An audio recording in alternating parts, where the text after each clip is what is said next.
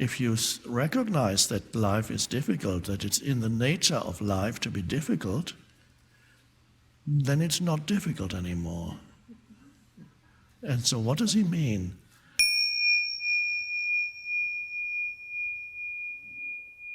If you are only here as the person, it doesn't make much sense. So even if your mind tells you, I can't quite work out what it is he's talking about, of course you can't. It's not the mind that can understand it. You can only understand the essence of it by touching that in you that resonates with it. So if it feels good to sit here and listen, that means it's working. Because that means that in you that responds to it and is of the same is emerging, and that's all. It does not depend on an increased intellectual understanding of spirituality. That may come as a byproduct occasionally here and there, but that is not what gets you there.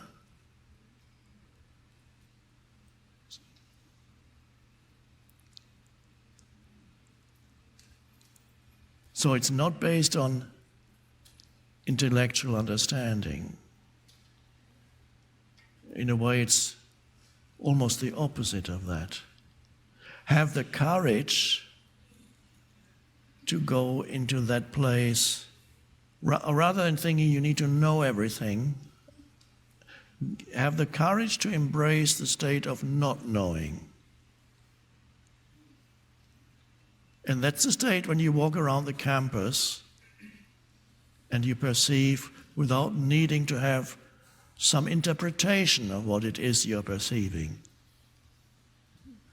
So you don't know anymore. So you have the courage to embrace, inhabit, be the state of not knowing. In the same way, when I start giving a talk, I don't know what I'm going to talk about because I'm not giving the talk. I don't need to know. It would be a terrible burden if I had to know what I'm going to talk about.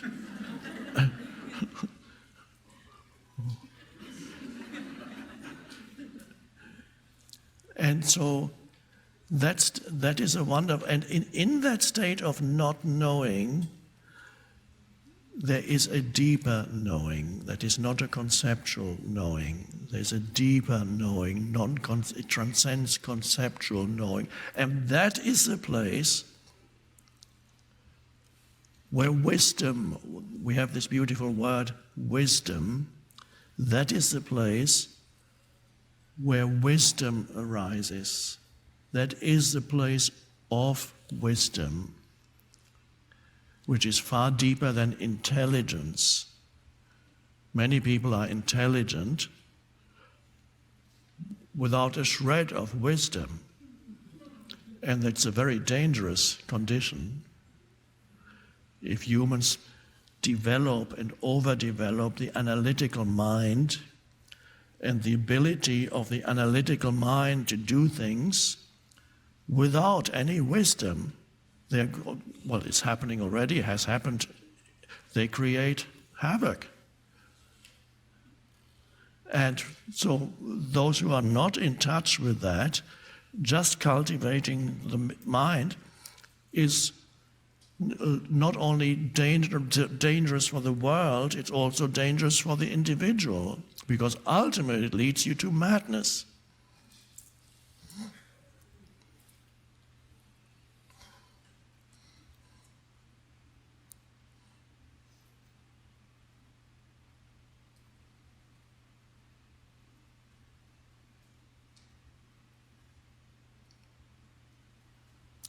So this is a great adventure, the adventure of consciousness, awakening to itself.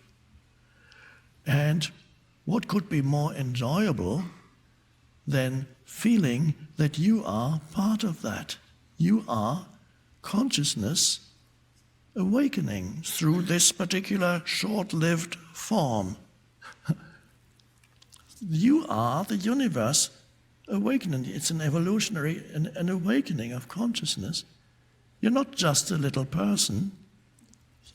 You are something much deeper, and it's the awakening of the universe.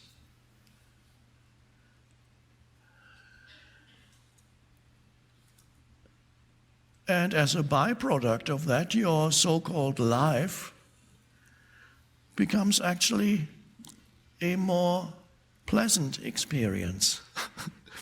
That is a byproduct of awakening.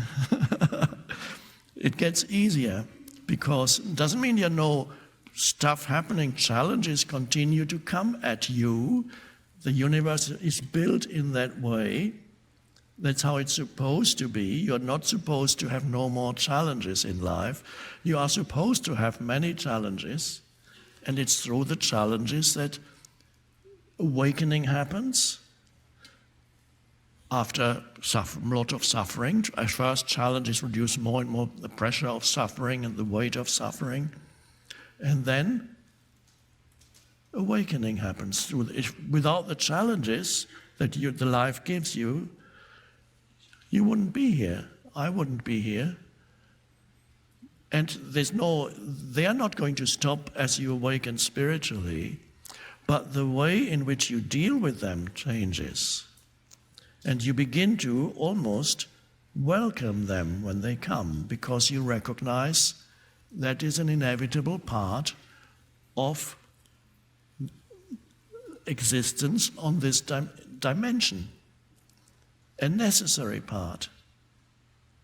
And of course it's already been expressed in this classical book, The Road Less Traveled, which starts with a famous sentence, "Life is difficult." Very profound statement, true. And the next sentence is, I don't know it literally anymore, but if you recognize that life is difficult, that it's in the nature of life to be difficult, then it's not difficult anymore. And so what does he mean? I knew immediately what he meant, so I never had to read the whole book.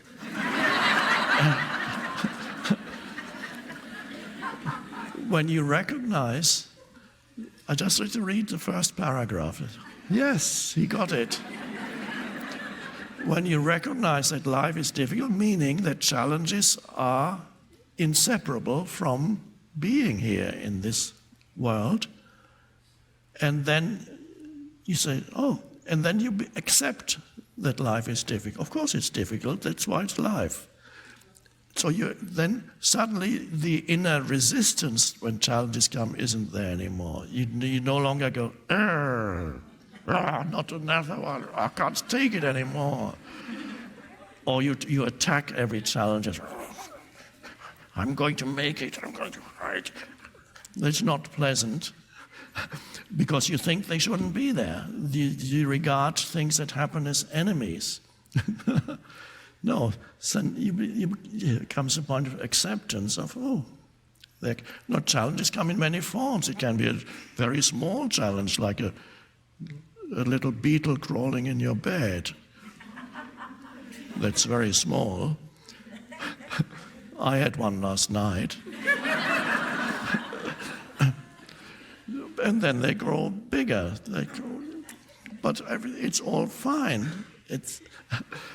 So you accept that that's in the nature of life, and then it's not that difficult anymore. It's only really difficult when you think, this should not be happening. Or you think, why is this happening to me? Why is it always me? Because everybody else seems to be okay. You look at them in the street and they all go. And they don't seem to have any problems.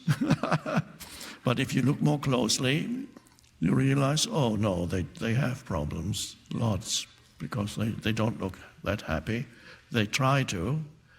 In some countries they're better at hiding it.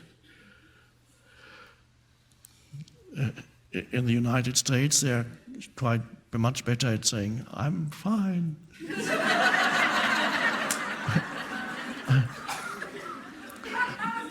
And if you go to Russia, they tell you the truth, they say, I'm not happy.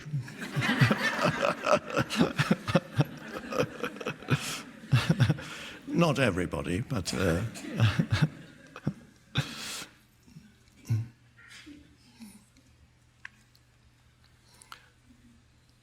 so enjoy this particular part of the adventure of life, the awakening, and use the opportunity so that you're not just on a retreat on the surface level, but a true retreat, an inner retreat from your usual self.